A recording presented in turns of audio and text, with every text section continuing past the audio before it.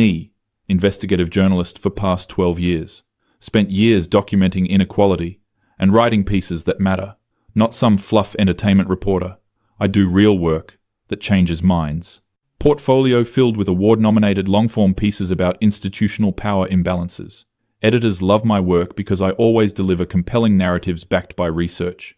Readers trust me because I never just repeat talking points. I dig into the actual numbers. Wake up one morning with what I think is a brilliant idea.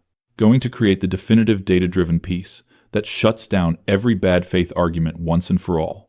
Not an opinion piece, not an essay, but pure statistical analysis. We'll compile every relevant data point from official sources into one comprehensive database. Employment statistics, healthcare outcomes, economic mobility, criminal justice, everything. Then visualize it all so clearly that even the most willfully ignorant person cannot deny reality. Spend weeks drafting my research methodology. This will be my magnum opus, the piece that cements my reputation as a serious journalist who does serious work. Apply for grant funding from 3 different journalism foundations. All 3 approve within a month because my proposal is that solid. Total funding of $87,000 to spend the next year doing nothing but compiling and analyzing data. Hire 2 research assistants fresh out of their statistics programs. Neither of them particularly ideological, just number crunchers who know how to clean data sets. Perfect for what I need. Set up spreadsheets and databases. Create protocols for citation and verification. Every single data point will link back to its primary source. Government databases, peer-reviewed academic studies, NGO reports, international statistics. Nothing from advocacy organizations that might have bias. Only official institutional sources. Start with employment because that feels like the most obvious place to find clear disparities. Pull wage data from Bureau of Labor Statistics, covering past 40 years. Notice immediately that raw wage gap numbers are significant when you compare all men to all women. Exactly what I expected. This confirms everything. But research assistants suggest we should break it down by occupation, hours worked, experience level, education. Annoying but fine. More granular data makes the analysis more bulletproof against criticism. Spend 2 weeks categorizing occupations, controlling for variables. Gap shrinks considerably when accounting for hours and experience. Still exists though, approximately 4 to 7% depending on sector. Definitely still evidence of discrimination, just more subtle than raw numbers suggested. Make detailed notes about how discrimination manifests in career guidance, promotion opportunities, workplace culture. All of this explains why women end up in lower-paying fields and work fewer hours. Structural discrimination is structural precisely because it is not obvious. Move on to workplace safety data. Figure, I will find evidence of women being pushed into dangerous roles without proper protection. Pull OSHA reports, workers' compensation claims, occupational fatality statistics. Start entering numbers into my database. Notice something odd immediately. Workplace fatalities are like 90-something% men. Check my data entry. Must have made an error. No error. Numbers are correct. 4,679 workplace fatalities in most recent year. 4,547 were men. That is 97.2%. Check previous years to see if this was an anomaly. 2019, 93% men. 2018, 92.5% men. 2017, 93.4% men. Every single year going back decades shows the same pattern. Logging, fishing, roofing, construction, trucking, agriculture, all the most dangerous occupations are 95 to 99% male. Sit there staring at my screen for 20 minutes, trying to process this. Obviously, this is because of gender segregation in employment. Women are excluded from these high-paying, dangerous jobs. But wait, are these jobs actually high-paying? Check median wages for most dangerous occupations. Fishers, $28,000 annually. Loggers, $42,000 annually. Roofers, $43,000 annually. Most of these dangerous jobs pay below or barely above national median wage. These are not prestigious positions that women are being excluded from. These are jobs that nobody wants, and men are doing them and dying doing them. Feel uncomfortable tightness in chest. This is not what I expected to find, but it is just one data point. Make note of it and move on. Cannot draw conclusions from single category of data. Decide to look at homelessness next. Assume I will find that women with children are primary homeless demographic. Pull HUD point in time count data. 2022 count. 582,462 total homeless individuals. Breakdown by gender. 70.1% male. 408,257 men experiencing homelessness versus 174,205 women. Check unsheltered specifically, since that is most dangerous. Unsheltered homelessness is 70.4% male. Men are vastly overrepresented in people literally sleeping on streets. Check chronic homelessness category. 78% male. Sit back in my chair. Stare at ceiling. Research assistant asks if I am okay. Tell her I am fine, just tired. Spend next several days gathering homeless services data. Want to see if this is explained by more services being available to women. Find that yes, there are more shelter beds designated for women and children. Also, more addiction recovery programs that accept women. Also, more job training programs targeted to women. Also, more housing assistance programs for women. Make note, systemic support structures are designed to help women exit homelessness, but not men. Feel that uncomfortable tightness again. Push it down. Keep working. Move on to education statistics. This one, I am confident about. Everyone knows about Title IX and how much work went into creating equal educational access. Pull. Enrollment data from National Center for Education Statistics. 1970s. Data shows clear discrimination against women in higher education. Women were 43% of college students in 1970. Obvious evidence of systematic exclusion. Track forward through decades watching the gap close. 1980. Roughly equal. 1990. 55% women. 2000. 56% women. 2010. 57% women. 2020. 59.5% women. Currently 59.5% of college students are women. 40.5% are men. Look at completion rates. Women complete bachelor degrees at significantly higher rates than men. Check graduate education. Women are now 58.5% of graduate students. Earned 62.7% of associate degrees. Earned 57.4% of bachelor degrees. Earned 62.1% of master degrees. Men only exceed women in doctoral degrees, and even that gap is closing. Check racial breakdowns. Among black students, women are 64% of enrollment. Among Hispanic students, women are 56% of enrollment. The gender gap in education is worse for minority men. Sit there reading these statistics over and over.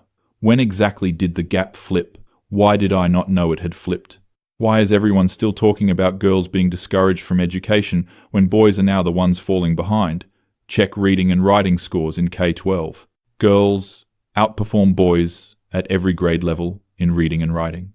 Boys are diagnosed with learning disabilities at much higher rates. Boys are suspended and expelled at much higher rates. Boys drop out at higher rates. Feel like I am looking at data from an alternate universe. This cannot be correct. Spend entire day checking and rechecking sources. All data comes from Department of Education. Completely official. Numbers are accurate. Tell myself that educational achievement is only one measure. Men still control most positions of power in society. That is what actually matters. But then, why are boys falling behind in school and nobody seems to care? Decide to take weekend off from research. Need to clear my head. Go to farmer market. Get coffee. Try not to think about the data. See homeless man sitting outside coffee shop. Probably mid-30s. Sleeping bag and backpack. Asking for change. Give him $5. He thanks me. Says he is trying to get enough for a shelter bed. Tell him there are free shelters. He laughs bitterly. Says men's shelters are always full, and waiting lists are months long. Says he was on waiting list for transitional housing for 8 months before giving up. Walk away feeling sick. I've never really thought about it before, but now that I am paying attention, every homeless person I see is male. Spend rest of weekend noticing things I somehow never noticed before. Construction workers fixing road are all men. Garbage collectors are all men. Guy cleaning out sewage drain is male. Delivery drivers are mostly men. Late-night convenience store workers are mostly men. All the jobs that are dangerous, or dirty, or unpleasant, or overnight. All men try to shake it off, go back to work Monday, decide to look at criminal justice data next, assume I will find clear evidence of discrimination against minorities, which I do, but decide to also control for gender, since I am being thorough. Pull sentencing data from Bureau of Justice statistics. Compare sentences by gender for identical crimes. Men receive sentences that are 63% longer than women for same crimes. Women are significantly more likely to avoid incarceration entirely when convicted. 42% of women convicted of crimes receive no jail time versus 28% of men. This disparity is larger than the racial disparity in sentencing. A woman and a man convicted of identical crime, woman will get lighter sentence or no sentence at all. Check violent crime statistics. Men are 78% of murder victims. Men are 71% of assault victims. Only crime where women are majority of victims is sexual assault and domestic violence. Check arrest rates. Men are 73% of arrests.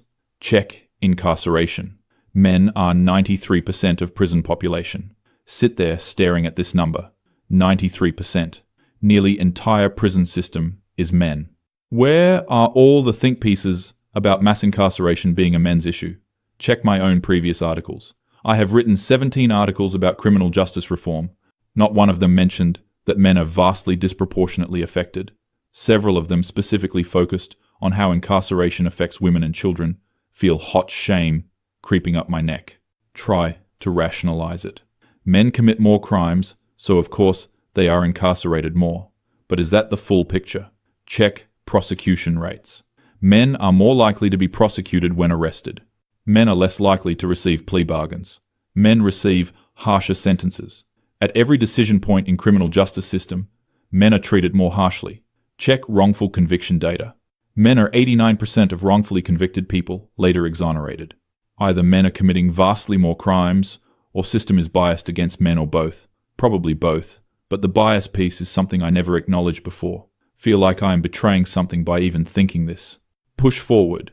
Decide to look at domestic violence data. This one I am sure about. Everyone knows domestic violence is a gendered issue. Pull FBI intimate partner homicide data. Women are 70% of intimate partner homicide victims. Okay, this confirms what I expected.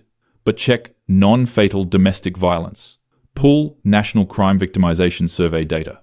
Approximately equal rates of intimate partner violence victimization between men and women. Wait, what? Read more carefully. Women experience intimate partner violence at rate of 16 per 1,000.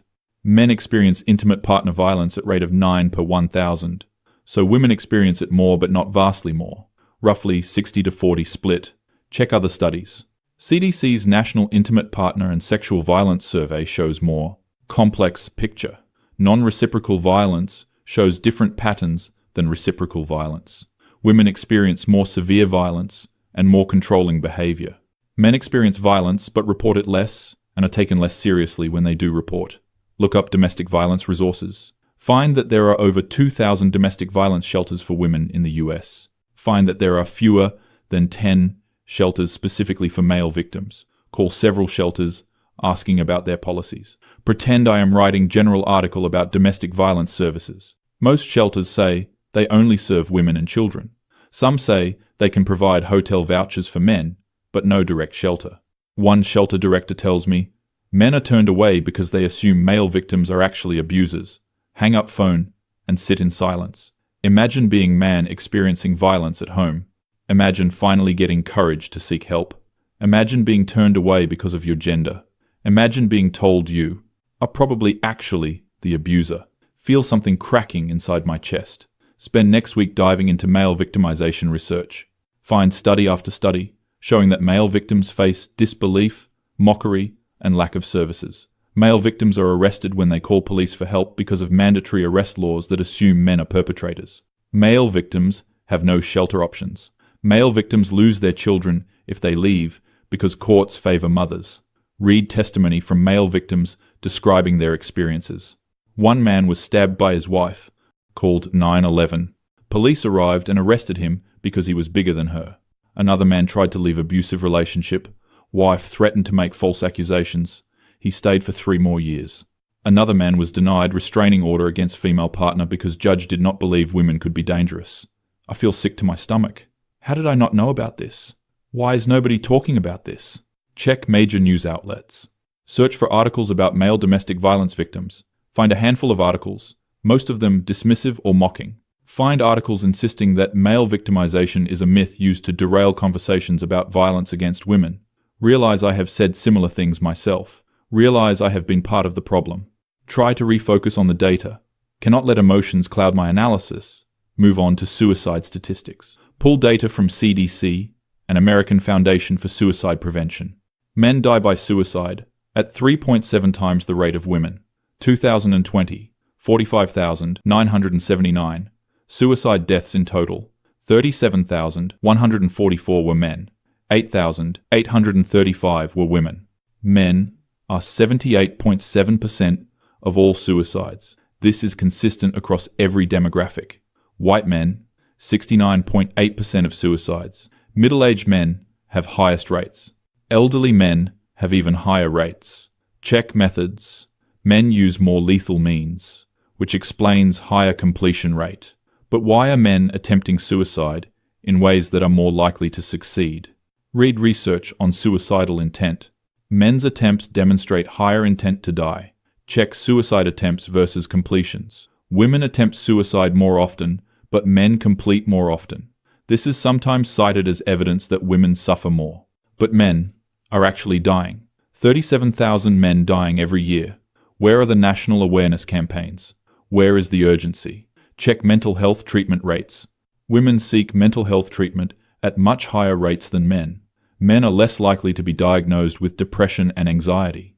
Is this because men experience less mental illness, or because men do not seek help, or because symptoms present differently? Read research on male depression.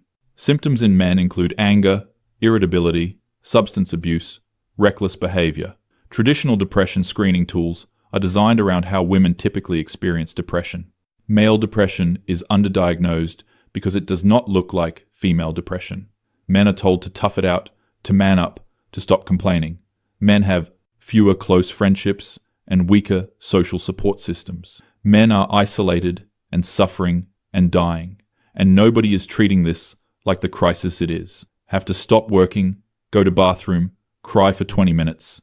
Research assistant knocks on door, asks if I am okay. Tell her I am fine. I am not fine. Spend next month compiling everything else. Child custody outcomes. Mothers receive primary custody in 68 to 88% of cases, depending on state. Fathers who seek custody are less likely to receive it even when they are equally or more qualified. Parental leave policies. Women have federal protections. Men have almost nothing. Reproductive rights. Women have access to abortion, adoption, safe haven laws. Men have no reproductive autonomy after conception.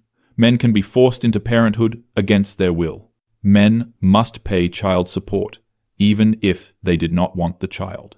Boys in some states have been forced to pay child support for babies conceived when they were raped as minors. Read case law on this. Multiple cases where teenage boys were sexually assaulted by adult women. Women became pregnant. Boys were ordered to pay child support. Courts ruled that child support is for the child, not the mother. So father's victimization is irrelevant. Sit there reading this case law in absolute horror. A child was raped and then forced to financially support his rapist's baby. How is this legal? How is this not a national scandal? Check life expectancy data. Women live 5 to 6 years longer than men on average. Check cause of death. Men die more often from heart disease, cancer, accidents, suicide, homicide. Check healthcare spending. More healthcare spending on women's health, despite men dying younger. More research funding for diseases that affect women. Check workplace deaths again. The numbers haunt me. 92 to 93% of everyone who dies at work is male. Over 5,000 families every year losing fathers, brothers, sons to workplace accidents. Check military deaths. 99+% male. Check murder victims. 77% male. Check life expectancy in different demographics. Black men have lowest life expectancy of any demographic group. Black men are dying young, and everyone talks about this as a race issue. which it is, but it is also a gender issue. Black men are dying younger than black women.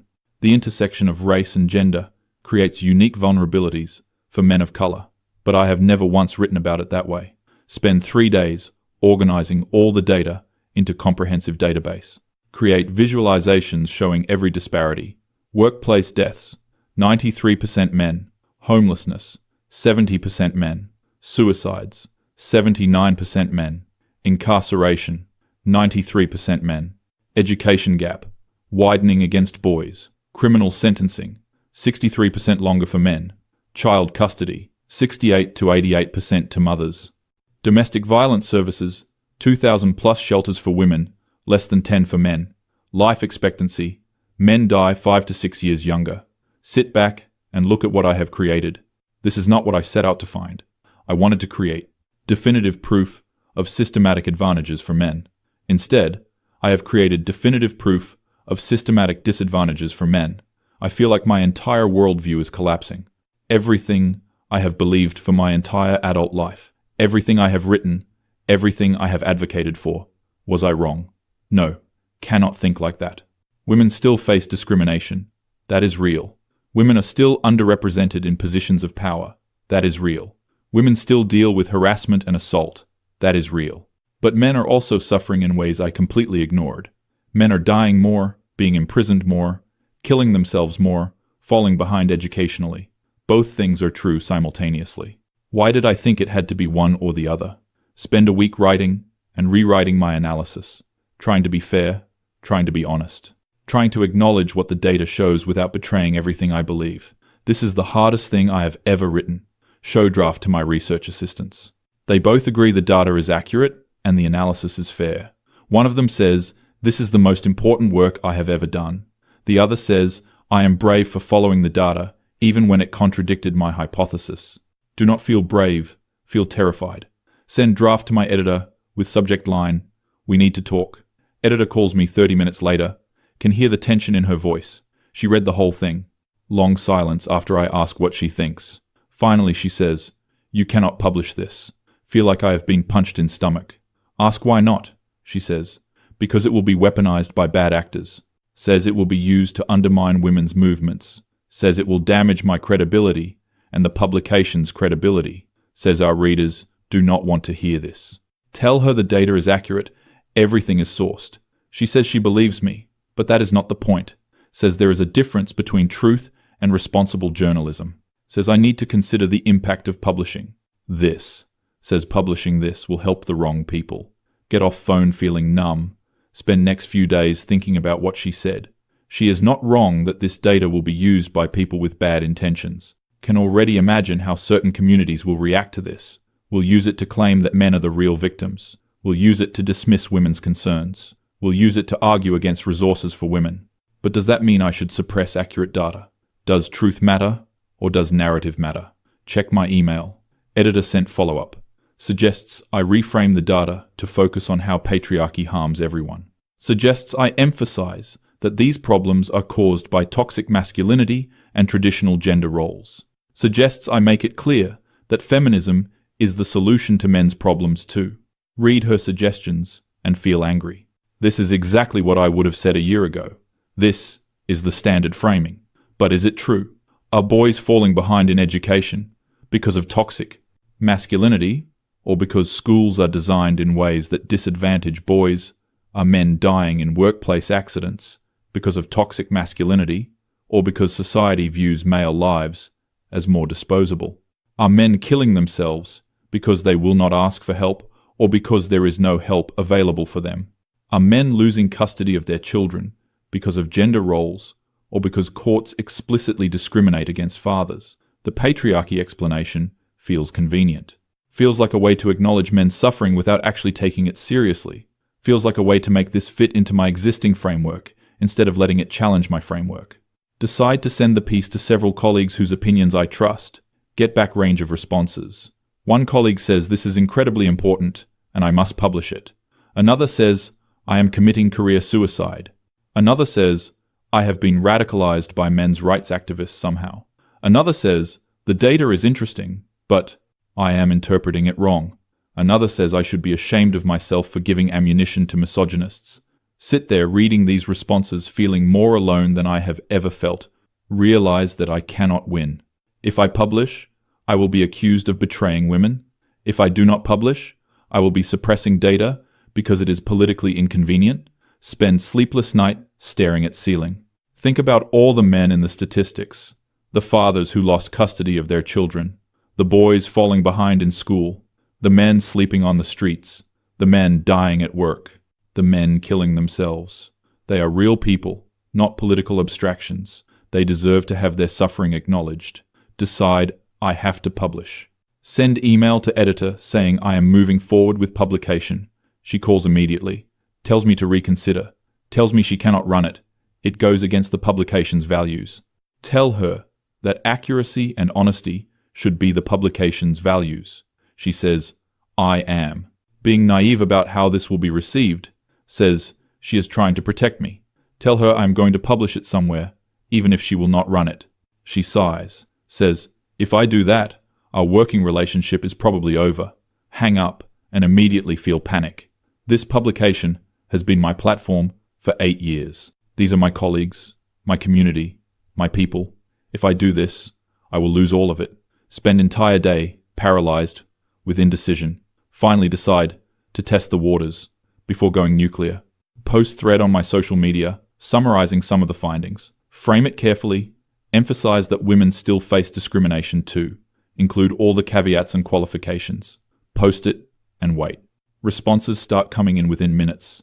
The first few are supportive. People thanking me for bringing attention to these issues.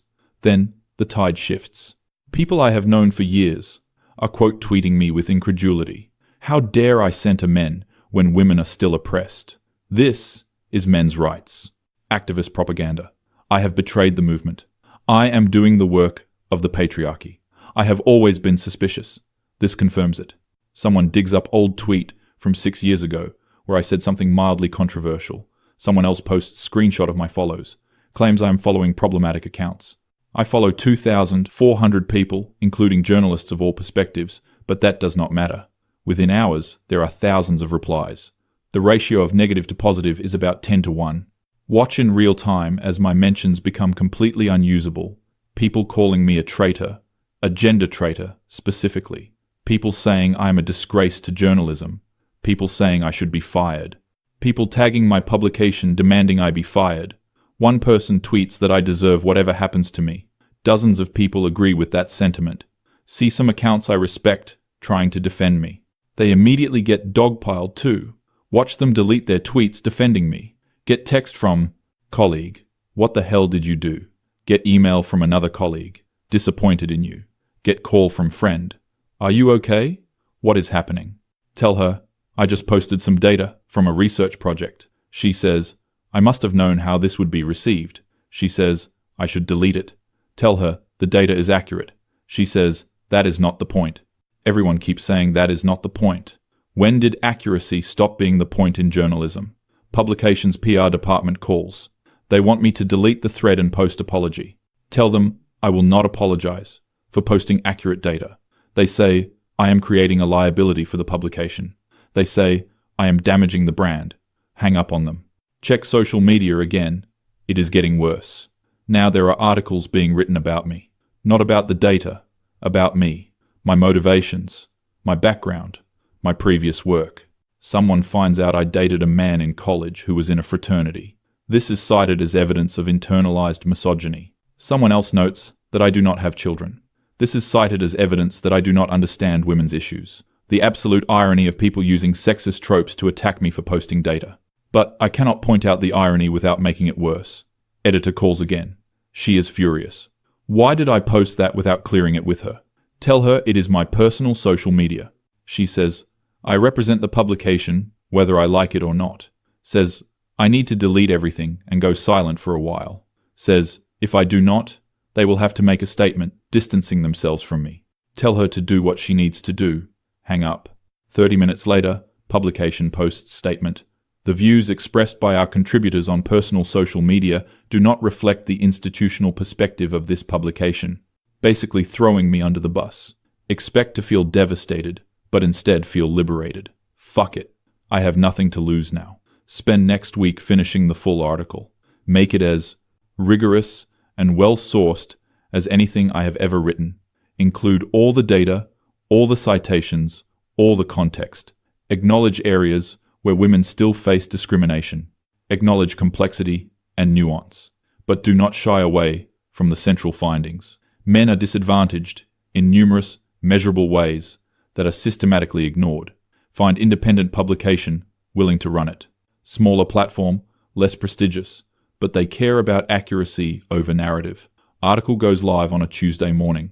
Within hours, it is the most read piece on the site. Responses are predictably mixed. People who already agreed with the premise are celebrating. People who disagree are outraged. Very few people are actually engaging with the data itself. Everyone is focused on what it means politically. Get interview requests from podcasts I would never go on. Get harassment from people who see me as traitor. Get praise from people whose other views I find reprehensible. I feel like I am in no man's land, pun intended. Cannot align with the people attacking me because they refuse to engage with evidence. Cannot align with the people praising me because many of them are using this to dismiss women's issues entirely. Both sides are wrong. Or maybe both sides are partially right, and that is what nobody can accept. Get email from researcher who studies men's issues from public health perspective. He thanks me for the article. Says he has been trying to get mainstream publications to cover this data for years. Says he is usually dismissed as having an agenda. Says maybe it will mean more coming from me. Appreciate the sentiment, but doubt it will matter. I am being dismissed as having an agenda too. Get email from male reader. He thanks me for the article. Says he lost custody of his daughter, despite being the primary caregiver. Says his ex-wife was verbally and emotionally abusive. Says the court did not care. Gave custody to mother by default. Says he has not seen his daughter in 2 years. Says he has thought about suicide. Says my article made him feel less alone. Read this email 3 times. Start crying at my desk. This is why I had to publish. Not for political points. Not for my career. For the people suffering in silence. Get hundreds of similar emails over the next few weeks. Men who were abused and had nowhere to turn. Men who lost their children. Men who are homeless and cannot get help. Men who attempted suicide. Fathers, brothers, sons who died in workplace accidents. Their families thanking me for acknowledging their loss. Every single one of these emails breaks my heart. Every single one confirms that I made the right choice. Also, get emails from women. Some angry, some supportive. One woman writes that her brother killed himself. Says she has been trying to understand why. Says my article helped her see the pressures he was under. Another woman writes that she is a family court judge. Says she has watched the system discriminate against fathers for years. Says she tries to be fair, but the default assumptions are so strong. Says she is glad someone is finally talking about it. These emails matter more than the public response. Check my career prospects. Publication has not fired me, but has not assigned me any new pieces. I am effectively frozen out. Other outlets I have written for are not responding to pitches. Agent calls to say we should pause on the book proposal we were working on. Says publishers are spooked by the controversy. Says maybe in a year or 2 when things calm down. Realize I have been essentially blacklisted from mainstream progressive journalism. The community I spent 12 years building relationships in has turned on me. Invitations to conferences are quietly rescinded. Group chats I was part of go silent when I post. Friends stop returning calls. Feel profound sense of loss. These were my people. This was my tribe. I believed we were united by commitment to truth and justice. Turns out we were united by commitment to specific narrative. When I deviated from the narrative, I became the enemy. Try to pitch the research to academic journals. Several express interest. Peer review process takes months. Finally get acceptance from Public Health Journal. Paper is published with full methodology and dataset available for review.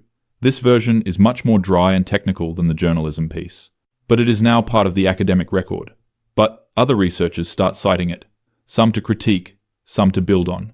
This is how it is supposed to work. Evidence, peer review, replication, debate. Get invited to speak at university, not gender studies department, public health department. Give talk presenting the data. Audience is respectful. Asks good questions. Several students come up after to thank me. One young man says he is studying to be a social worker. Says he wants to work with male victims of domestic violence. says there are almost no resources or training programs for this, says my work has inspired him to focus on this gap. Feel proud for first time in months. Maybe some good will come from this after all. Check the broader landscape. My article has been cited in several policy briefs. One state is reviewing its domestic violence shelter funding to include services for men. Another state is looking at its child custody default assumptions. These are small changes, but they are something.